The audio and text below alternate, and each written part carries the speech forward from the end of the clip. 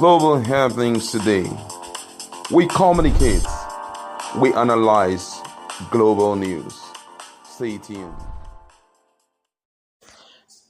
Hello, beautiful people. Welcome back to Global Happiness Today YouTube channel. Apparently, the former president of Nigeria, Chief Olusegun Obasanjo, have actually touched a sore spot in the Cabal presidency in Aso Rock, and they have decided to respond to him because he did mention very strongly that what we are practicing, liberal democracy in Africa, in Nigeria, is definitely not working and it's not favoring the majority of Nigerians, and they should think of something more African, Afro democracy instead. And it gave some characteristics of that. For better news or for better information on that, please check our playlist to get to see that. But the presidency have responded to that and also responded to Atiku Abubakar and Peter Obi's move over the issue of judiciary. In fact, he said it has a lot to say because Nigerians generally have been reacting to the level of inconsistency, inefficiency of the judiciary in Nigeria. But before we go to the news proper, kindly subscribe to our channel. Let's hit the ground running. According to Onanuga, that the presidency has stated that the former president, Chief Olusegun, is to be blamed for the current state of Nigeria's democracy. Now, according to the news, Obasanjo had criticized Western democracy, suggesting it has not delivered goods and development in Africa. He also went further to say that he subsequently called for a re-examination and the moderation of democracy to better suit African nations, citing the Western model's disregard for African history and complexities. However, reacting to Obasanjo's submission during an interview, the special advisor to the president on information and strategy, Bayo Onanuga, insisted that the democracy the country currently practices dates back to direct input by Obasanjo when he led the country's first as military head of state from 1976 to 1979 and as a civilian president from 1999 to 2007. Now, the presidency blamed the former leader for a poorly copied model during his tenure as the head of state and later president. Now, Onanuga said, and I quote him, "Obasanjo ought to know that he brought this thing into Nigeria.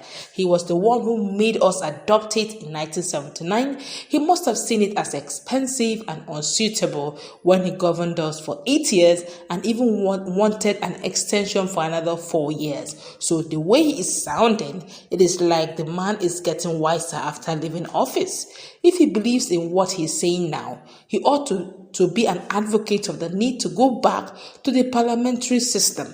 We were practicing the parliamentary democracy the British left for us, then the military struck in 1966, and when we were going to return to democracy, instead of going back to what we were practicing before, that's parliamentary democracy, which was not expensive. It was the same Obasanjo who accepted the recommendation of the Constitutional Assembly at that time that recommended this American-style democracy. Obasanjo also knew that he copied this presidential system very wrongly. He copied the form and structure, but he didn't copy the spirit of it. Something that should have been under him in 1999 to 2007. He even made attempt to modify the constitution. Now, of course, the presidency didn't stop there. They've also decided to also take on Peter Obi and Atiku Abubakar now. Same bio, Onanuga, the president, Bola Tinubu special advisor on information and strategy, has urged the People's Democratic Party, PDP, and its presidential candidate, Alhaji Atiku Abubakar, to halt their campaign of slander and intimidation directed towards the judiciary. Now, Onanuga made the demand in a statement on Monday in Abuja in response to Atiku's recent criticism of the nation's judiciary. Now, in separate statement, the PDP and the spokesman of Atiku Abubakar, its defeated presidential candidate in February 25th presidential election, threw caution to the winds. They assaulted the integrity of the judiciary and made wild and libelous allegations against the president, Bola Tinubu. In the wake of the poor run of some elected governors of the party at the appeal court, the PDP and the former vice president and his spokesman have become overtly desperate to hang their woes on President Tinubu and the judiciary, an important arm of the government in Nigeria, he said. He also continued that by placing blame elsewhere, Atiku and his supporters were unable to show that they had given their accusations any serious thought before making them public.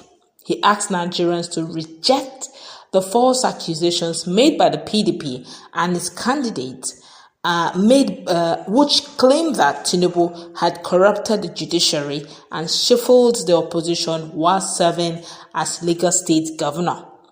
Additionally, he urged the populace to reject the claim that Tinubu intended to designate supporters as resident electoral commissioners, that's RECs, in order to impose a one-party state on the nation.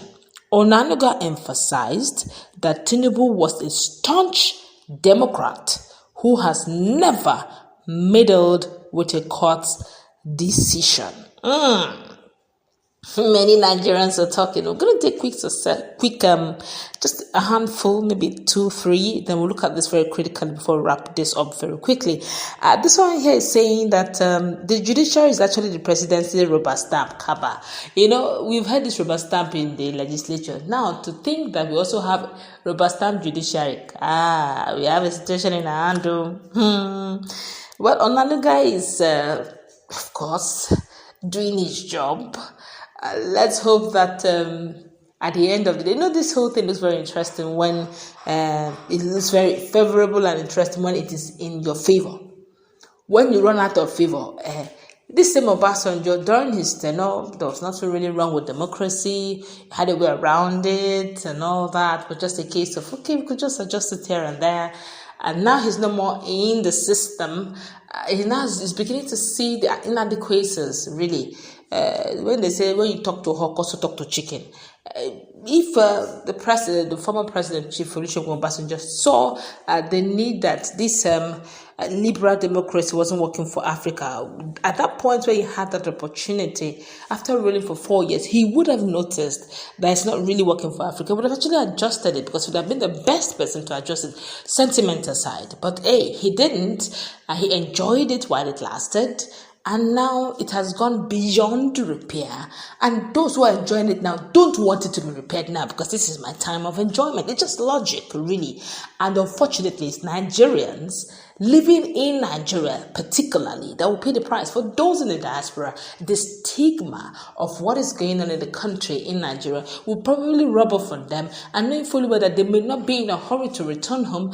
And that's why this whole issue campaign of Bola Tinubu going out there canvassing and warning investors. Do they really need warning? The internet has made it a global village. They get to hear things. You can imagine GSK is leaving Nigeria, making drugs that would have literally been affordable and reliant and competent, and now it's no longer affordable, and these are drugs that Nigerians are used to buying and having confidence in. So we have situations now, international investors are leaving in their droves because of the level of insecurity, instability of the Naira. A whole lot of things are going wrong, and honestly, we really need to have, all hands need to be on deck. We have a country to run.